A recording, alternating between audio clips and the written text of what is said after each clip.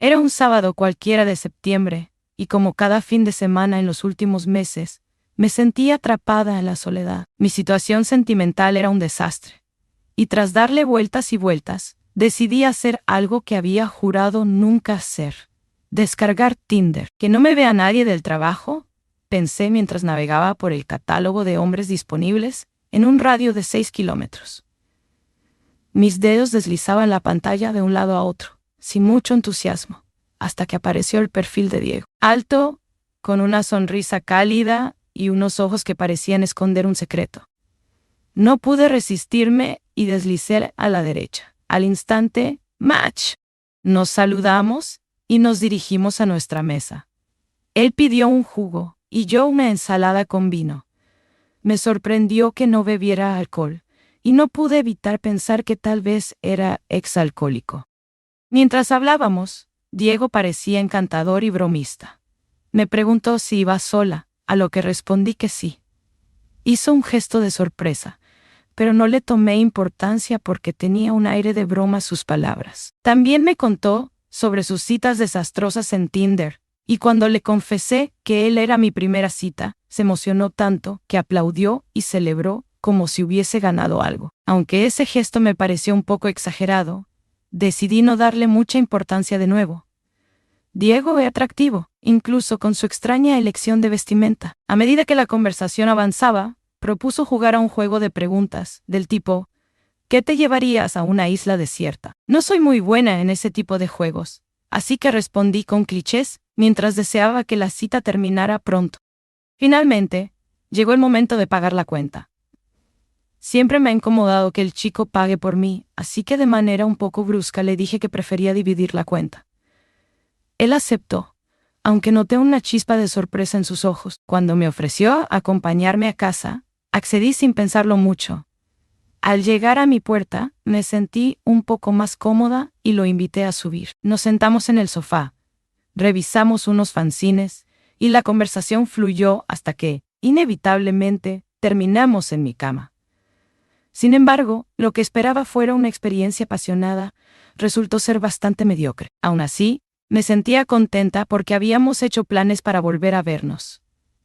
A la mañana siguiente, Diego se despidió amablemente y me acompañó al gimnasio, aunque noté que no estaba tan entusiasmado como la noche anterior. Le mandé un par de mensajes en los días siguientes, pero sus respuestas fueron cortas y sin emoción. Nunca volví a saber de él. Desconcertada y un poco dolida, traté de comprender qué había salido mal. Recordé que al final de la cita, Diego había hecho un comentario extraño, algo que en su momento no le di mucha importancia. Mientras estábamos en el sofá, de repente me miró fijamente y con un tono serio me preguntó: ¿no vas a presentarme a la niña con la que viniste? Me quedé atónita, incapaz de procesar lo que acababa de decir. ¿Qué niña?, respondí, confundida. La niña que estaba contigo cuando llegaste al restaurante. Pensé que era tu hermana o algo así.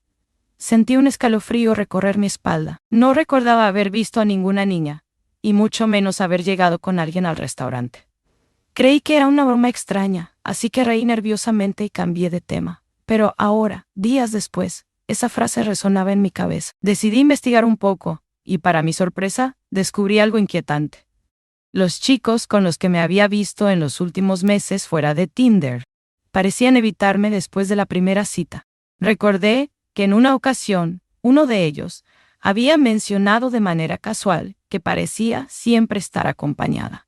En ese momento, pensé que era una forma de decir que estaba ocupada o rodeada de amigos. Pero ahora, todo cobraba un nuevo significado. ¿No podía sacarme de la cabeza la idea de esa niña?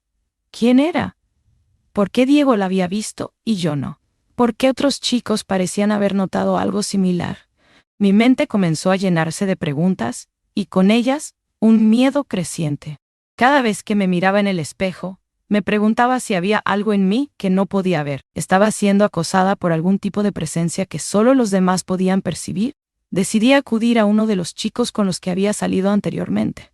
Después de mucha insistencia, aceptó verme y hablar. Cuando nos encontramos, su rostro reflejaba una mezcla de miedo y desconfianza. Me confesó que la razón por la que había dejado de verme era porque, durante nuestra cita, había visto a una niña de apariencia extraña siguiendo mis pasos. La describió como una niña pequeña, con un vestido blanco sucio y el pelo enmarañado, que lo miraba fijamente desde la distancia. Lo más aterrador, me dijo con la voz temblorosa, es que cuando la mencioné, tú actuaste como si no la hubieras visto. En ese momento, me di cuenta de que no era la primera vez que alguien hacía un comentario similar, pero siempre lo había ignorado, pensando que eran bromas o malos entendidos. La inquietud se convirtió en pánico. Empecé a evitar los espejos, temiendo que, en algún momento, pudiera ver a esa niña reflejada detrás de mí.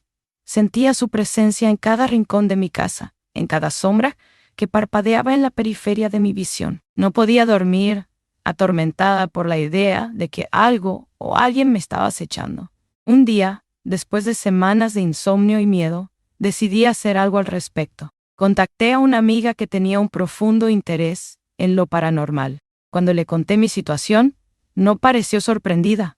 Me dijo que había oído hablar de casos similares, donde una entidad, generalmente un espíritu infantil, se aferraba a una persona, siguiendo cada uno de sus pasos. Esa noche, mi amiga vino a mi casa con una serie de rituales que, según ella, ayudarían a liberar el espíritu. Seguimos cada paso meticulosamente, desde encender velas blancas hasta recitar oraciones antiguas. Pero al final de la noche, no sentí ninguna diferencia. Si acaso, la presencia de la niña parecía más intensa, más cercana. En un intento desesperado por recuperar mi vida, busqué ayuda profesional.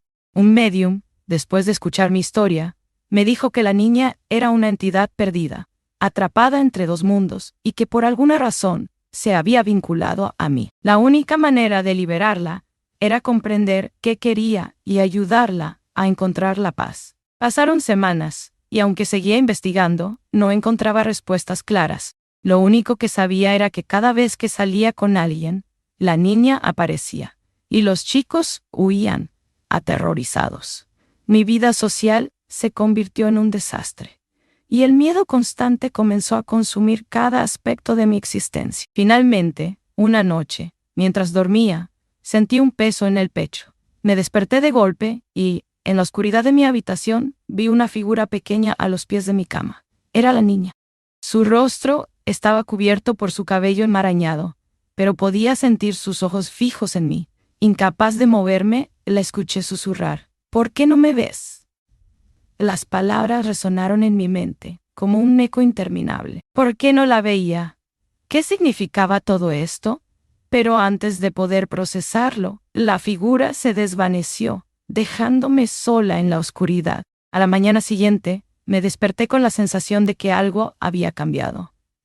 La presencia de la niña se sentía más lejana, como si de alguna manera se hubiera retirado. Pero aún no estaba segura de si había terminado. El miedo seguía acechándome, aunque más débilmente. Decidí que era el momento de cerrar este capítulo. Me mudé a otro lugar, lejos de donde todo había comenzado, con la esperanza de que la distancia me daría la paz que tanto anhelaba. Durante los primeros meses en mi nuevo hogar, todo estuvo tranquilo. No había señales de la niña, y comencé a recuperar la normalidad en mi vida.